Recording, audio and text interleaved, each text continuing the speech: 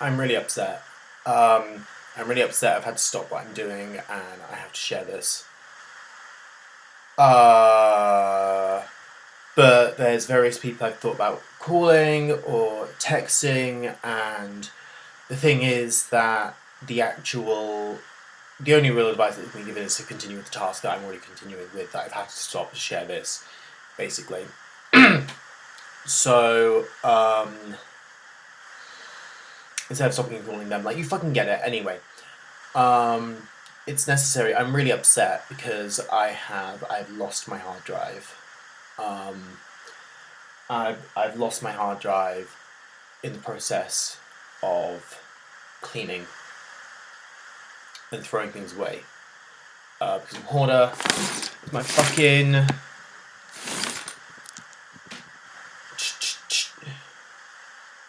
studio, fucking room, fucking pad, fucking Norwich, middle of fucking nowhere. A place where I've just given up on ever being happy. I will never be happy in Norwich, I just never will, but to a certain extent I'm not actually particularly interested in being happy. Being happy is a really conservative ideal in many ways, like pursuing happiness, like happiness is this everywhere, and we're told that we should be enjoying our life the entire time, and try and be happy, and that in itself, that pursuit of happiness is the very thing that prevents you often from being happy. Like, I actually really get happy at seeing with people, and I'm just so alone here, but I don't know how to be around people. Like, I just don't know how to be around any people. I don't know how to organise anything. I don't know how to do anything. Like, in my fucking tool drawer, there was my other hard drive previously in there with a camera and a flash drive with a bunch of hammers and screwdrivers. Because I was like, these are all tools. Like, and the thing is actually that I have been working in private on these private artworks over the last 8 to 9 months, labouring really intensely with things that I've hoarded to gain a mastery of them, which I've been filming on photo booth and I've been storing on the hard drive explicitly to translate the physical mass into a digital mass. But now, in trying to tidy the hoard, because there's so much fucking stuff everywhere all the time,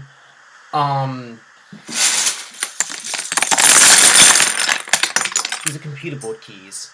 Like, I have so many fucking computer board keys from all the fucking external keyboards that I've had, where my fucking keyboard is broken, or it previously was, and some of these are years and years and years old, because I can't fucking throw things out. This was a nightmare. This was a nightmare every time I had to. This has caused arguments in every place that I've ever lived with people. Like, it's always caused arguments. Like, because the thing is when you have so much physical mass, it inevitably accrues dirt. Like, but the thing is as well, these are computer board keys.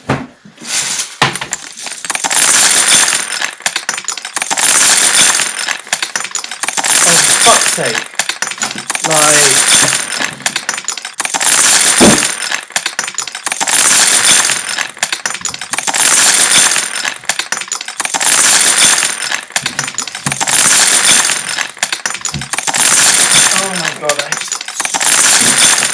oh, here.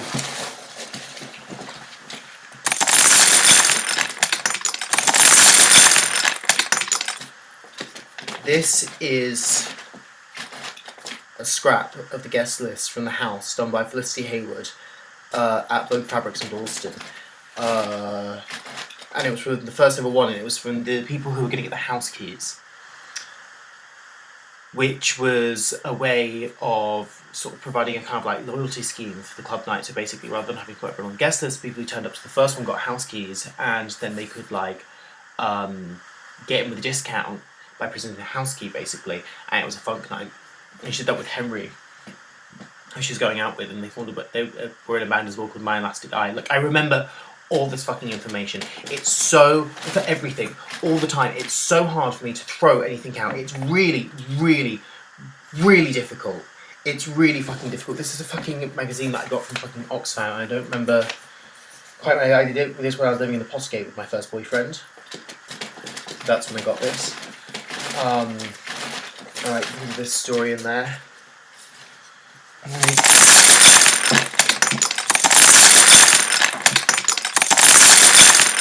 Oh my god, this is my phone open 3. I did that awful thing. Yeah.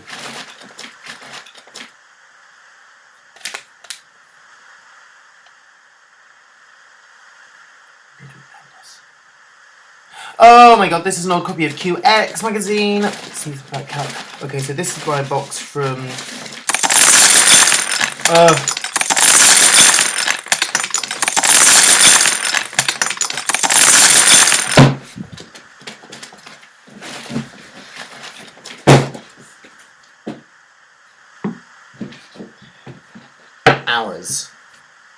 Hours and hours of footage, explicitly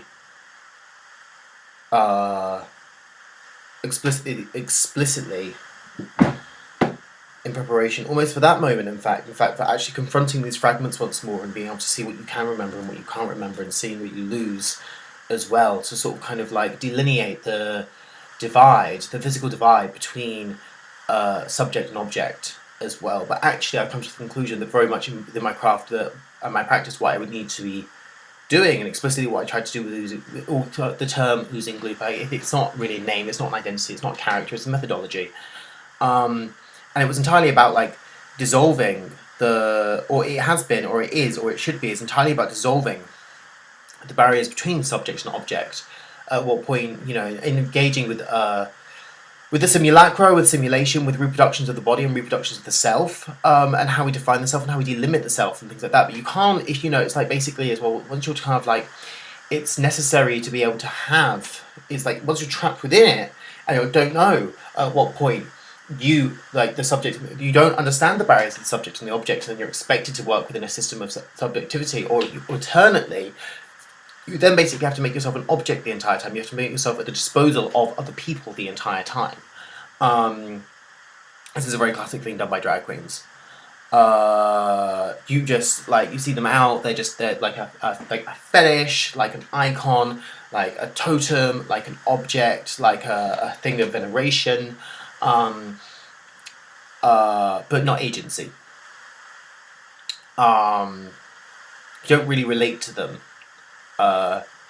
in the same way, and much like the vampire, it's like it's like something that has like sort of like gives up a certain aspect, a certain quality of humanity to supersede the limits of humanity.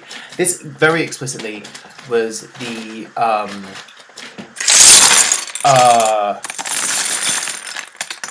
topic of study for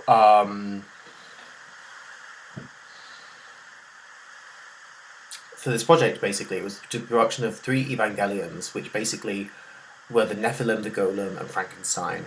And they were existing, they're actually coming through. It's actually been like 8-9 months in the process, but the very specific activity and the labour that went into them has now all been lost on this fucking hard drive where the hoard is auto-asphyxiating. This has happened so many times. This is part of the reason I'm doing it. It's like by trying to treasure and hold on to all these things, you damage it yourself. I feel like some dumb fucking like dinosaur or like giant mummy bird who is like trodden on an egg in the nest.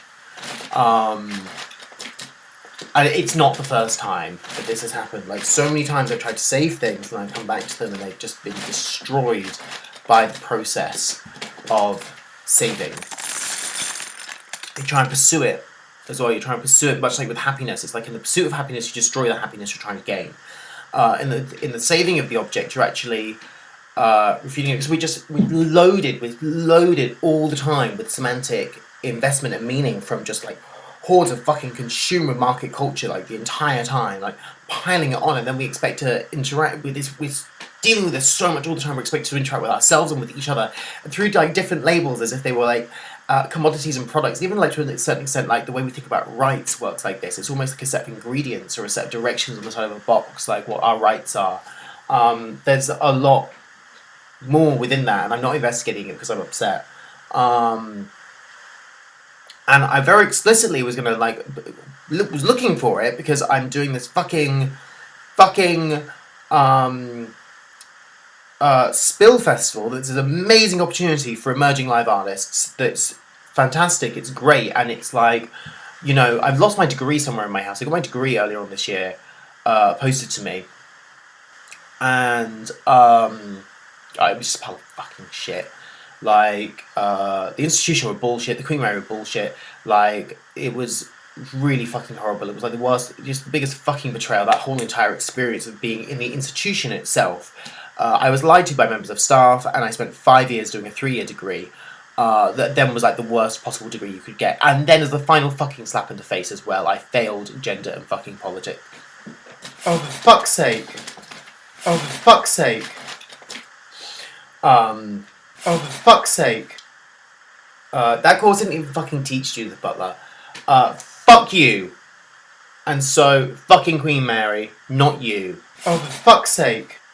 It was my reflection in this. Like, but I very explicitly was gonna take all of this and put it on fucking YouTube, and then create a video, going through the different fucking videos on YouTube to get meta, to think about how basically social media and modern technology recontextualizes the primary acts of labour in relation to also nostalgia and like just all these like on nostalgia and how we think about nostalgia, labour and value in this time of like hypermodernity or like, and now I fucking can't because and it's like also as well the other thing is basically like the last fucking 8-9 months I've just been here going loopy in this fucking like provincial hellhole where I have about 3 friends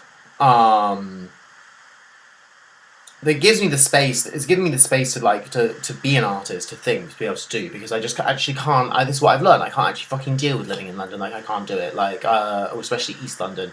The way East London is right now, I can't live there. Like I've been really ill for the last 2 weeks from this. Last time I tried doing a fucking club night there, I gave myself fucking gastritis. Because I had to like get a bunch of fucking trains and like travel around and like basically like. That on top of the fucking horrendous amount I got drunk, it's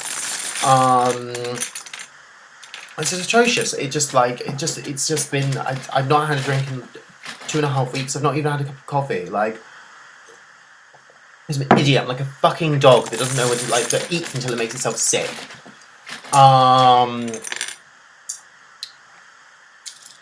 And I'm just fucking sick, and I love YouTube. I love interacting with that. I think it's such an interesting thing, and I think it's such an interesting style of performance. It's such an interesting medium of performance. It's not something people think of as being performance, but being a blogger is such a specific performance. It's so incredible. It's so many complicated things have to happen for this to be in place, like computers for a start, that like and smartphones that use like zirconium chip or like various like chips and stuff like that. And this is even related to like the Congo Wars, control of minerals and stuff like that. And it's like and this huge international supply chains, you know,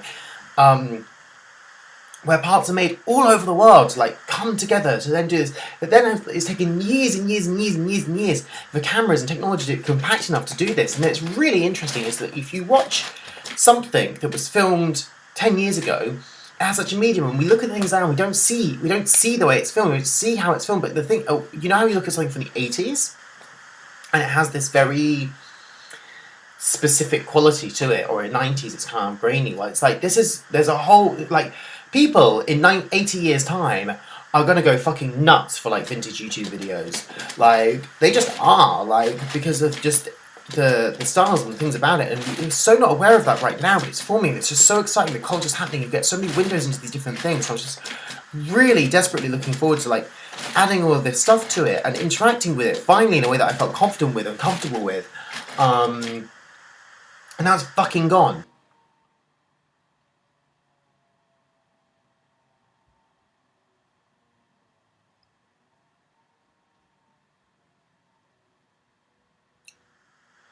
So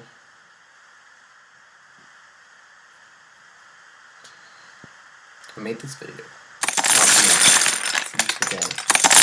I don't know. Want to experiment with it?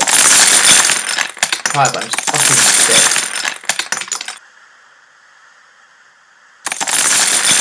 Sick of this shit.